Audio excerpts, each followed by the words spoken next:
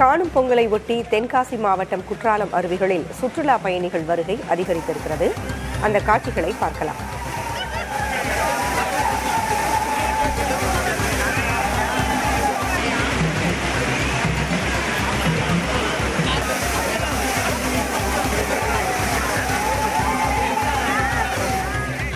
கூடுதல் விவரங்களை வழங்க செய்தியாளர் சுந்தர மகேஷ் இணைந்திருக்கிறார். சுந்தர மகேஷ், சுற்றுலா பயணிகளினுடைய கூட்டம் அதிகரித்திருப்பதை பார்க்க முடிகிறது.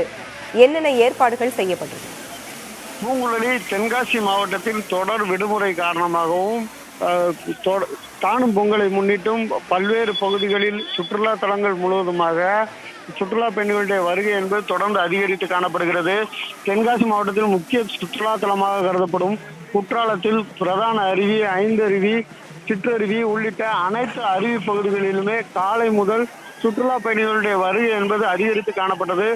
நேரம் செல்ல செல்ல, அதாவது காணும் பொங்கலை முன்னிட்டு வீட்டிலிருந்து உணவு எடுத்து வந்து குடும்பமாக இந்த பகுதிக்கு வருகை தந்து அங்கேயே உணவு அருந்தி விட்டு குளித்து மகிழ்ச்சியுடன் திரும்பி செல்வதை வாடிக்கையாக கொண்டுள்ளனர்.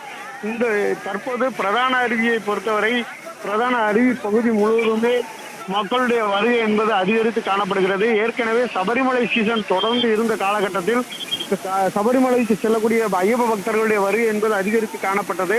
தொடர்ந்து தற்போது தொடர் விடுமுறையின் காரணமாக தொடர்ந்து 3-4 தினங்களுக்கும் மேலாக சுற்றுலா பயணிகளுடைய வருகை என்பது அதிகரித்து காணப்படுவதால் இங்குள்ள வியாபாரிகள் மகிழ்ச்சி அடைந்துள்ளனர். இன்று நிலைமையை பொறுத்தவரை காவல்துறையினர் பல்வேறு பாதுகாப்பு ஏற்பாடுகளை செய்துள்ளனர். தொடர்ந்து இந்த அருவி பகுதிக்கு வரக்கூடிய மக்களுடைய வருகை என்பது அதிகரித்து கொண்டே இருக்கிறது. தற்போதைய நிலவரப்படி 5 அருவி பகுதியிலும் பிரதான அருவி பகுதியிலும் அருவிக்கு செல்லும் வழி முழுவதுமாக சுற்றுலா பயணிகளுடைய ஆதிக்கம் காணப்படுகிறது.